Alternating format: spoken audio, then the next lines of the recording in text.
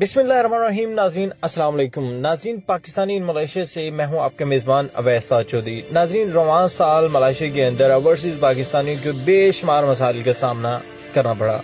नाज़रीन इन सारे मसाइल के पीछे कुछ तो पाकिस्तानी ओवरसीज़ की अपनी गलतियां और कुछ एजेंट्स माफिया की वजह से और कुछ जो है अपनों के सताए हुए जो है इस हाल से गुजरते रहे और बिलहर जो है ये सारे मसाइल जो है बिलहर पाकिस्तानी मलेशिया और ओवरसीज़ पाकिस्तानियों की न्यूज़ की जो आवाज़ है, पाकिस्तानियों की आवाज़ है, उसकी इंतज़ामिया तक ये तमाम तर मसाइल जो है वो पहुँचे। नाज़रीन हमारी जो स्टडी है मलेशिया के अंदर पाकिस्तानियों के ज़्यादातर मसाइल जो है वो एजेंट माफिया की वजह से मसाइल के तौर पे एजेंट्स का धोखा, फ्रॉड, और जिसकी वजह से सबसे बड़ा जो लास्ट टाइम जो फिगर था 320 कैदियों का जो कैंपों में बेजारों मददगार थे, उसमें भी पाकिस्तानी मलेशिया और न्यूज़ ने इक़्तिदार के अवानों तक जो है ओवरसीज़ पाकिस्तानी की आवाज़ को पहुँचाया। नाज़रीन आपको ये भी बताते चलें कि इस वक्त जो मलेशिया के अंदर जो पाकिस्तानियों को मसाइल हैं उनमें कुछ तो मसाइल एजेंट माफिया की वजह से हैं और कुछ ऐसे मसाइल हैं जिनका जो है सदेबाब इसलिए होना ज़रूरी है कि क्योंकि ऐसे मसाइल इससे पहले भी पाकिस्तानियों को दरपेश रहे। नाज़रीन आज से एक साल कबल 2018 की बात करूँगा। सियालकोट के मोहम्मद इदनान को चंद लोगों ने मलेशिया के अंदर किडनैप किया। उसके बाद अगवाई बराए तावान की गर्ज से उसके भाई को फ़ोन करते रहे और फ़ोन करके 1 लाख रिंगट का मुतालबा करते रहे, मगर पाकिस्तान हाई कमीशन तक ये सारा मामला गया और पाकिस्तान हाई कमीशन में उस वक्त के जो अफसरान थे उनकी अदम दिलचस्पी की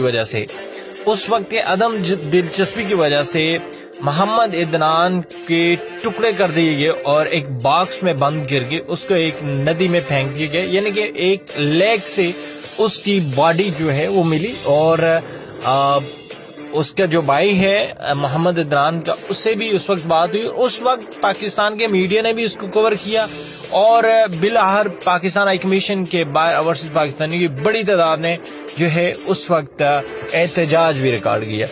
नाजरीन आपको यहाँ ये भी बताते चले, ये सारे मामलात अपनी जगह 2019 का वाक़या और 19 तारीख का वाक़या मैं बात कर रहा हूँ 19 अगस्त की। 19 अगस्त 2019 का वाक़या और मोहम्मद आसिफ गुजरांवाला के रहने वाले, उनको जिस तरह 2018 का वाक़या हुआ इसी तरह एक वाक़या पेश हुआ, उनको किडनैप किया गया और पाकिस्तानी मुलव्वस पाए गए। इससे कबल जो मामला पेश आया मोहम्मद इदनान जो सियालकोट के जो बेचारा अल्लाह को प्यारा हो गया, उसके पास पर्दा भी पाकिस्तानियों को आता।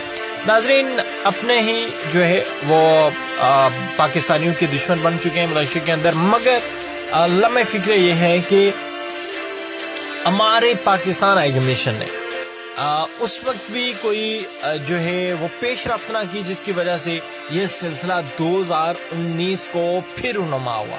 नाज़रीन आपको ये बताते चलें कि 2019 के वाक़े के बाद मोहम्मद आसिफ बार बार पाकिस्तान हाई कमीशन जाते रहे, लेकिन कोई सुनवाई ना हो सकी। मगर फिर ऐसा हुआ कि मीडिया पे वो बात चली, मीडिया पे ये मामला रेज हुआ। उसके बाद एक ऑफिसर की तरफ से जो है वो ऐसा बिहेवियर अपनाया गया जिसकी वजह से मामला सोशल मीडिया की ज़ीनत भी बना और मीडिया की ज़ीनत भी बना, जिससे मामले को जो आप कह सकते हैं कि मामला बहुत ज़्यादा आगे निकल गया। उसके बाद जो सुप्रीम अथॉरिटीज़ थी उनका रद्द-ए-अमल सामने आया। मोहम्मद आसिफ को पहले ही तो जो है वो पाकिस्तान हाई कमीशन में रसाई नहीं दी जा रही थी, यानी कि पाकिस्तान हाई कमिश्नर जो नई पाकिस्तान हाई कमिश्नर हमारी मैडम आमना बलोच इंतहाई मोहतरम, और इससे पहले जापान में भी उन्होंने अपनी सर्विसेज की और माशाल्लाह पाकिस्तानी कम्युनिटी की ना सिर्फ वहाँ पे तहफ़्फ़ुज़ को यकीनी बनाया बल्कि पाकिस्तानी कम्युनिटी को प्रमोट भी किया। ہم پر امید ہیں کہ وزیر اعظم پاکستان سے ان کی ایک نشست ہو چکی ملیشیا آنے سے پہلے، جوائننگ سے پہلے، اور ہم پر امید ہیں کہ میڈم جو ہے اپنے منصب کو جس طرح جاپان میں اپنا آپ انہوں نے بنوایا، ملائیشیا کے اندر بھی جو چند لوگوں کی اجارہ داری ہے پاکستان ہائی کمیشن میں، اس سے قبل جو لوگ ہیں انشاءاللہ وہ اس کو ختم بھی کریں گے. اور مجھے ہم پوری کمیونٹی کو پاکستان اوورسیز، میں چند لوگوں کی جو بزنس کونسل یا چند لوگ جو ہیں میں اس کو کمیونٹی نہیں مانتا. ہم چاہتے ہیں اوورسیز ہر وہ پاکستانی جو پاکستان کے زیر مبادلہ میں اپنی کنٹریبیوشن کر رہے ہیں، ہم تمام لوگ ان کو فوکس کیے ہوئے، اور ہم چاہتے ہیں کہ ان کے تحفظ کو یقینی بنایا جائے. اور ہم پورا امید ہیں کہ میڈم اس سارے معاملے کو دیکھیں گی اور اس پہ جو ہے ایکشن لیا جائے گا، اور جو چند لوگوں کی اجارہ داری ہے اس کو بھی ختم کیا جائے گا. ناظرین، آپ کو یہ بھی بتاتے چلیں کہ میڈم اس وقت ملائیشیا میں اپنا چارج سنبھال چکی ہیں، اور اس کے بعد محمد آصف کو پاکستان ہائی کمیشن میں رسائی نہیں دی جا رہی تھی، یعنی کہ میڈم سے ملاقات نہیں کروائی جا رہی تھی، یعنی کہ وہاں تک پہنچنے نہیں دیا جا رہا تھا. بالآخر نیوز کی انوالومنٹ کے بعد دوبارہ سے ہائی کمشنر سے بات کی گئی اور محمد آصف کی بات وہاں پہ سنی گئی، ان کو بلایا گیا، اور فی الفور ہم میڈم کے انتہائی مشکور ہیں. میڈم آمنہ بلوچ کے جو ہائی کمشنر ہیں انہوں نے فی الفور احکامات جاری کیے، اور احکامات جاری کر کے جو ہے محمد آصف کے حوالے سے ملائیشیا کی پولیس اور ملائیشیا کے متعلقہ ادارے، انفورسمنٹ کے اداروں کو فی الفور خط و کتابت کرنے کا کہا گیا.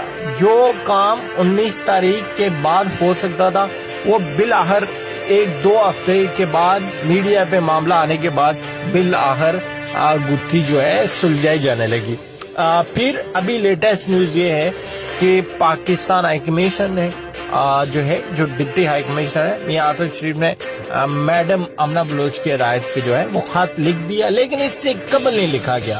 ان کے کہنے پہ خط لکھا گیا، اس سے پہلے وہ شہری پاکستان ہائی کمیشن میں داڑے مار کے روتا رہا اور اپنے کیس کے حوالے سے ان کی منتیں سماجتیں کرتا رہا، مگر بالآخر دیر آئے درست آئے، میڈم کی کافی رنگلے، اور بالآخر جو ہے ابھی محمد آصف جو ہے وہ بکتمان میں بھی جا رہے، اور اس کے علاوہ جو ہے ان کو جو ہے بکتمان سے ان کی پولیس میں بھی رسائی ہے. آج ان کی ایک نشست ہو چکی ہے. ہم پر امید ہیں کہ میڈم آمنہ بلوچ نے جس طرح آتے ہی اوورسیز پاکستانیوں کی آواز سننا شروع کی ہے، ہم پر امید ہیں کہ وہ اپنے منصب کا، اپنے اختیارات کا پاکستانی اوورسیز کی مدد کرنے میں بھرپور کردار ادا کریں گی، اور محمد آصف کے کیس کو بھی جو ہے یہ آخری کیس سمجھا جائے گا، تاکہ اس کے بعد پاکستانیوں کے ساتھ اس طرح ملائیشیا کے اندر میں واقعہ پیش نہ ہو. اور دوسری بات، ہم میڈم آمنہ بلوچ سے یہ بھی مطالبہ کرتے ہیں کہ میرٹ پہ کام ہونا چاہیے. جب میڈیا آواز اٹھاتا ہے یا میڈیا معاملات کو ہائی لائٹ کرتا ہے اور نشاندہی کرتا ہے، تو چند جو لوگ ہیں وہ اجارہ داری کو سمجھ کے پاکستان ہائی کمیشن میں اجارہ داری کو قائم کیے ہوئے اور جو ہے پرسنل اٹیک کرتے ہیں. ہم اس چیز کو بھی انشاءاللہ بہت جلد منظر عام پہ لائیں گے کہ ہمارا جو ہے ایک ہی مشن ہے کہ اوورسیز پاکستانیوں کے مسائل حل ہوں. تو اس وقت تک ہماری جنگ رہے گی، ہماری یہ کمپین رہے گی، جب تک اوورسیز پاکستانیوں کی ہم آواز نہ بنے، ان کے مسائل اقتدار کے وانوں تک نہ لے کے جائیں، پاکستان ہائی کمیشن تک نہ لے کے جائیں. ایک بات یہاں پہ یہ بھی کرنا چاہوں گا کہ پاکستان ہائی کمیشن کو جب موقف کے لیے فون کیا جاتا ہے تو وہ موقف نہیں دیتے، فون نہیں اٹھاتے. اس کے ہمارے پاس ثبوت بھی موجود ہیں. لہٰذا ہم نیو ہائی کمشنر جو اپوائنٹ ہو چکی ہیں میڈم آمنہ بلوچ سے یہ بھی کہیں گے کہ میڈیا کا کام ہے دونوں سائڈ کی سننا. ہم فون کرتے ہیں تو جناب آگے آپ کے متعلقہ افسران ہمارا فون نہیں اٹھاتے، موقف نہیں دیتے. اس کا مطلب ہے وہ چند میڈیا کے افراد کو نواز رہے جو سب اچھے کی رپورٹ دیتے ہیں، اور قطعاً ایسا نہیں ہوگا. نہ نیوز ایسا کرے گا اور نہ پاکستانی ملیشیا ایسا کرے گا، کیونکہ ہم نے اوورسیز پاکستانی کی آواز بڑھنی ہے اور انشاءاللہ اس سے قبل بھی بنتے رہیں. انشاءاللہ میں پر امید ہوں کہ میڈم آمنہ بلوچ اس سارے معاملے کو اور اس سارے معاملے کی سنگینیت کو سمجھتے ہوئے بہت جلد جو ہے احکامات جاری کریں اور ملائیشیا میں پاکستان ہائی کمیشن کے قیام کو بہتر اور مضبوط بنائیں گی. اسی کے ساتھ عباس چودھری کو ملائیشیا سے اجازت دیجیے. اعلان اعتماد. بسم اللہ الرحمن الرحیم. ناظرین السلام علیکم. ناظرین پاکستانی ملائیشیا سے میں ہوں آپ کے میزبان عباس چودھری. ناظرین رواں سال ملائیشیا کے اندر اوورسیز پاکستانی کو بے شمار مسائل کا سامنا کرنا پڑا. ناظرین ان سارے مسائل کے پیچھے کچھ تو پاکستانی اوورسیز کی اپنی غلطیاں اور کچھ ایجنٹس مافیا کی وجہ سے اور کچھ جو ہے اپنوں کے ستائے ہوئے جو ہے اس حال سے گزرتے رہے اور بالآخر جو ہے یہ سارے مسائل جو ہے بالآخر پاکستانی ملائیشیا اور اوورسیز پاکستانیوں کی نیوز کی جو آواز ہے، پاکستانیوں کی آواز ہے، اس کی انتظامیہ تک یہ تمام تر مسائل جو ہے وہ پہنچے. ناظرین ہماری جو سٹڈی ہے ملائیشیا کے اندر پاکستانیوں کے زیادہ تر مسائل جو ہے وہ ایجنٹ مافیا کی وجہ سے، مثال کے طور پہ ایجنٹس